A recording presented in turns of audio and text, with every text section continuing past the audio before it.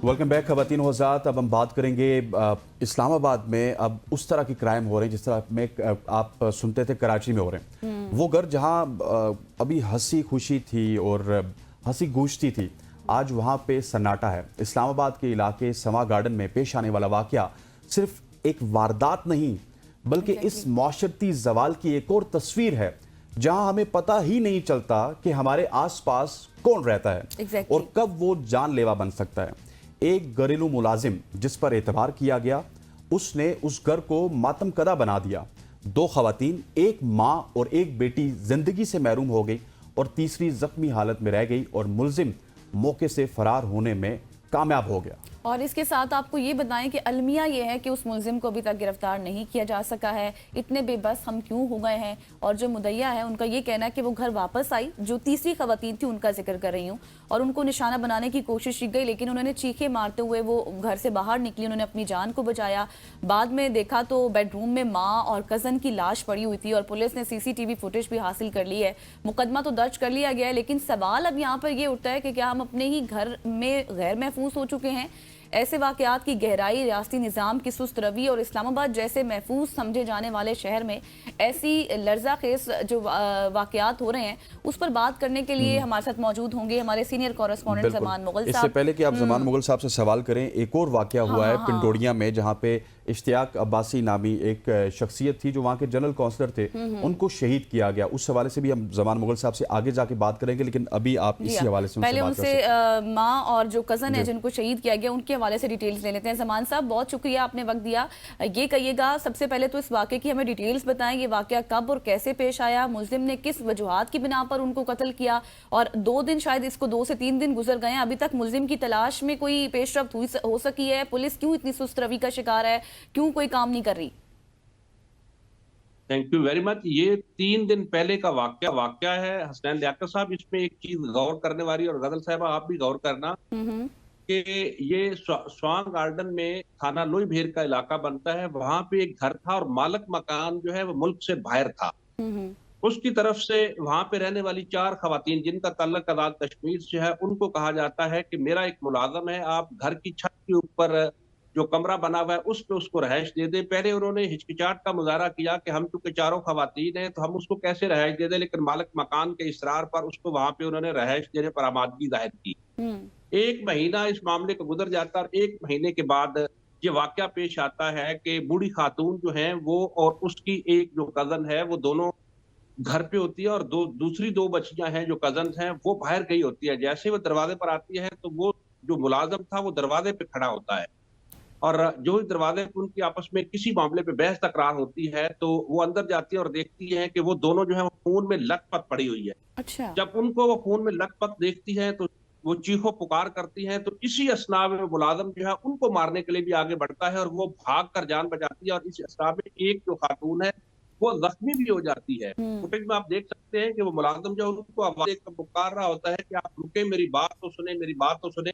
उसकी कोशिश ये होती है कि मैं किसी ना किसी तरीके से इनको भी ठिकाने लगा दूं और चारों की चार जो है उनको मैं कत्ल कर दूं, मौत के घाट उतार दूं। ये वाकया होने के बाद मुलजिम वहां से बआसानी फरार भी हो जाता है। फरार होने के बाद जब पुलिस को पता लगता है तो पुलिस अपने रवायती अंदाज में उसके ऊपर कार्रवाई करती है, और थाना लुई भेर के जो SHO है, बदकिस्मती से वहां पे सुहेल अशरफ सब इंस्पेक्टर है, उनके वालिद साहब इस्लामाबाद पुलिस में रह चुके हैं।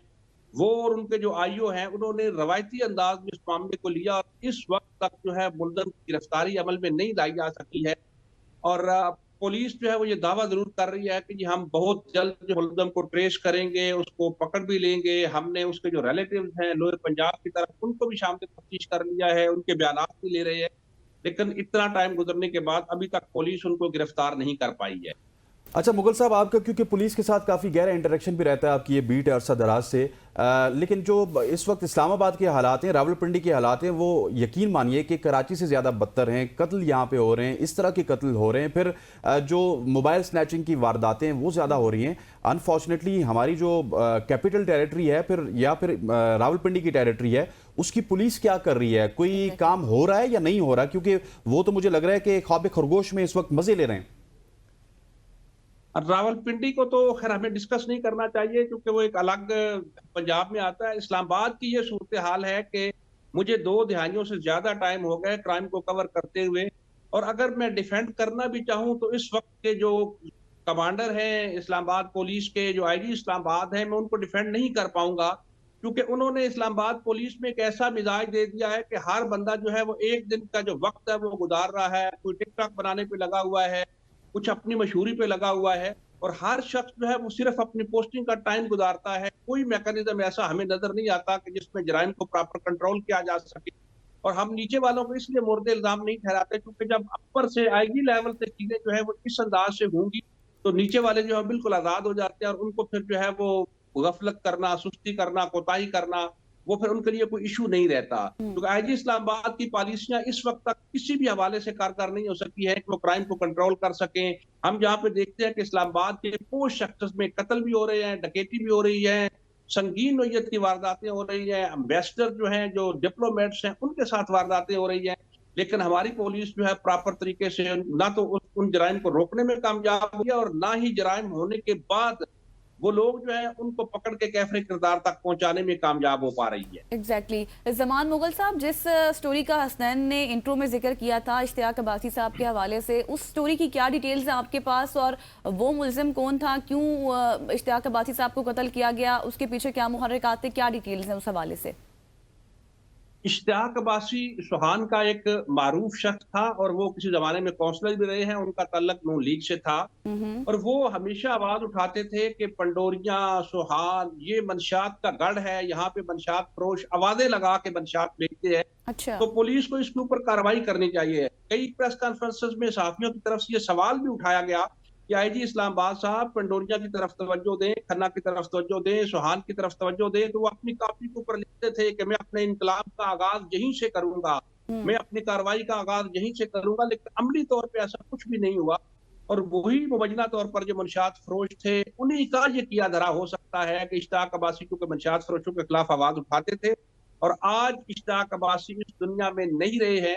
लेकिन इसमें यह भी देखना है कि कल जब ये वाकया पेश आया, अफसोसनाक वाकया पेश आया, उसके ऊपर मशीनरी हरकत में आई। राजा खुर्रम नवाज साहब वहां पे पहुंचे, डॉक्टर तारक फजल पहुंचे, आईजी इस्लामाबाद पहुंचे, एसएसपी इस्लामाबाद पहुंचे, और वहां पे फिर एसएसपी इस्लामाबाद के बाद आईजी इस्लामाबाद में उन्होंने एक जज्बाती तकरीर की और लोगों को गम गुस्सों को ठंडा करने के उन्होंने कहा कि जी इस केस के मुद्दई खुद मैं बनूंगा, और मेरी माँ की जो तरबियत है मैं उसका आपको जरूर दिखाऊंगा कि कैसी तरबियत है, हम इनसे बदला लेंगे। अच्छी बात है कि बदला लेना चाहिए, जो कत्ल हुआ है कातिलों को पकड़ना चाहिए, लेकिन अफसोस इस बात का होता है कि माँ बेटी या कजन और जो बूढ़ी खातून थी उनको कत्ल कर दिया गया। वहां पे ना आईजी साहब बोले, ना कोई मिनिस्टर बोला, ना कोई राजा खुर्रम नवाज साहब बोले, वहां कोई नहीं बोला। कोई भी नहीं बोला। लेकिन यहाँ पे चूंकि उस शख्सियत का तल्लक एक सियासी जमात के साथ था, वहां पे सारी मशीनरी भी पहुंचती है, पॉलिटिशियंस भी पहुंचते हैं।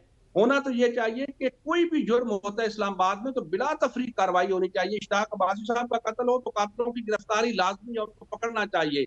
एक आम खातून या उसकी बेटी का कत्ल हो तो उनके कातिलों की गिरफ्तारी नुमान साहब, फिर हम उतनी ही यही लाजमी समझे है, ना कि उनको भी खातून पकड़ना और चाहिए। जो कजन थी उसका ताल्लुक सियासी नहीं था, इस वजह से उनके हवाले से कोई बात नहीं उठा रहा। जी बिल्कुल, आपने गलत साहब सही कहा कि उनका चूंकि कोई सियासी बैकग्राउंड नहीं था, उनकी कोई सिफारिश नहीं थी, इसलिए किसी ने आज तक नाम भी नहीं लिया। नहीं लिया। और मैं तो हैरान हूं कि आईजी इस्लामाबाद साहब को ये बावर कराना है कि जो पुलिस है वो बदले नहीं लिया करती, बल्कि पुलिस का काम है कि कातिलों को गिरफ्तार करना और कानून के मुताबिक कार्रवाई करना। कल आईजी इस्लामाबाद जो है वो जोश में ये कह रहे थे कि हम इनको पकड़ेंगे, इनसे बदला लेंगे, और रात को यहाँ तक के आईजी इस्लामाबाद और उनकी जो टीम है उन्होंने एक सर्च ऑपरेशन भी किया, और वहां पे एक स्ट्रक्चर, ग्रे स्ट्रक्चर बना हुआ था, उसको मस्मार भी किया गया, और मुबैना तौर पे कहा जा रहा है कि ये जो ग्रे स्ट्रक्चर था ये भी किसी मंशात फरोश की जगह थी, वो यहाँ पे बैठता था, इसलिए लेकिन इसको जमान मस्मार साहब कर दिया गया है। जो दूसरा तो क्या मामला ये है अच्छा इश्तियाक होता अब्बासी कि साहब वाला पहले भी, से ये सॉरी चीजें कर ली जाती? मैं इंटरवीन कर रहा हूं कि वो भी मामला देखिए ना, ठीक है उनका सियासी जमात से ताल्लुक था, अभी तो आके आईजी साहब ने एक जज्बाती तकरीर कर दी है गुस्से को ठंडा करने के लिए, लेकिन जब वो आवाज उठा रहे थे तो उस वक्त आईजी साहब या फिर इस्लामाबाद पुलिस कहां पे थी, उस वक्त वो इम्प्लीमेंटेशन क्यों नहीं कर रहे थे?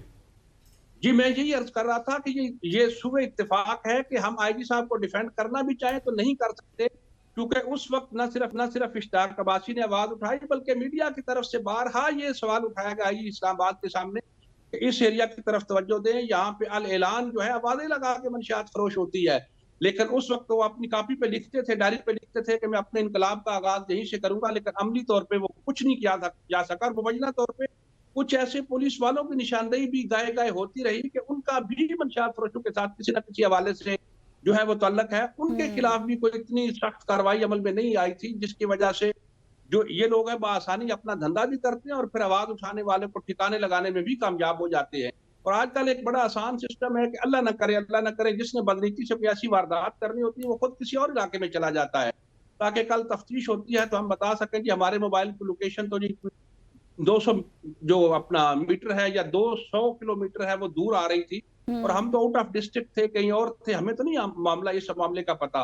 आजकल ये भी एक बड़ा आसान सा तरीका है कि जिसने कार्रवाई करवानी होती है मुबैना तौर पे खुद कहीं और चला जाता है और पीछे से कार्रवाई करवा लेता है, और कुछ लोग बैरून मुल्क चले जाते हैं और वहां बैठ के डिक्टेट करते हैं और पाकिस्तान में कार्रवाइयां हो जाती हैं। बिल्कुल, लेकिन ज़मान साहब अब इस चीज़ का इदराक कैसे होगा जिन स्टेप्स की आप निशानदेही कर रहे हैं? जैसे अभी आपने कहा कि करवाने वाले कोई और होते हैं, करने वाले कोई और होते हैं, क्योंकि आप देखें ना, आप ही की रिपोर्ट्स के मुताबिक हमने कितनी स्टोरीज शेयर की, डकैती की वारदातें हमने शेयर की, खवातीन को बेदर्दी से कत्ल किया जाता है, फिर उसके बाद भैंसों के बाड़े में उनको दफन कर दिया जाता है, फिर घर में अपने ही शोहरों से, अपने ही बहन भाइयों से खवातीन जो हैं वो गैर महफूज रहती हैं। हर तरह का हमने इशू उठाया, हर तरह से हमने बात की, लेकिन मुलजिमों को गिरफ्तार करने का जब वक्त आता है तब हम लोग बहुत ज़्यादा बेबस हो जाते हैं, पुलिस बहुत ज़्यादा बेबस हो जाती है। क्या कोई मैकेनिज्म नहीं है हमारे पास कि हम ऐसे लोगों को इबरतनाक इस तरह से हम लोग उनको सजाएं दें ताकि अगला कोई स्टेप उठाने से 1000 बार सोचे? जी बिल्कुल, आपने बजा फरमाया, और मैंने जैसे पहले अर्ज किया कि हमारे यहाँ चूंकि वक्त गुजारने की पॉलिसी है, हमारी बदकिस्मती से कोई भी हुकूमत हो, खा वो पीटीआई की हो, नून लीग की हो, पीपल्स पार्टी की हो, जब तक मेरिट नहीं होता तो तब तक इस तरह की चीजें चलती रहेंगी। जब इस वक्त अगर आप देखें तो हमारे आईजी इस्लामाबाद जो है वो आईजी इस्लामाबाद भी बजाक वक्त है, और साथ वो नेशनल पुलिस फाउंडेशन के एमडी भी उनको बना दिया गया है, क्योंकि उनके ऊपर इतनी नवाज़शात है। इसी तरह अपने चीफ कमिश्नर को देखें, वो चीफ कमिश्नर इस्लामाबाद भी और साथ चेयरमैन सीडीए भी है।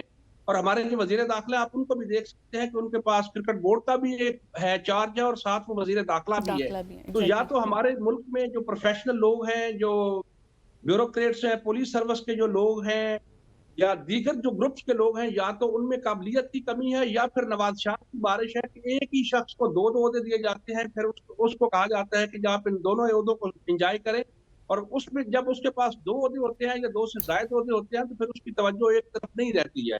असूली तौर पे तो ये होना चाहिए कि IG Islamabad full fledge IG Islamabad होना चाहिए, उसके पास दूसरा ओहदा नहीं होना चाहिए। एग्जैक्टली, बिल्कुल आपने ठीक कहा ज़मान मुगल साहब, चेयरमैन सीडीए हो। बिल्कुल बिल्कुल कह रहे हैं। अब देखते हैं कि इस हवाले से मजीद क्या पेशरफ्त होती है, फिर आपसे गुफ्तगू करेंगे। Thank you so much once again for joining us. यहाँ पर लेंगे एक ब्रेक और ब्रेक के बाद वापस आएंगे, मुल्की सियासत पर बात करेंगे। Stay with us.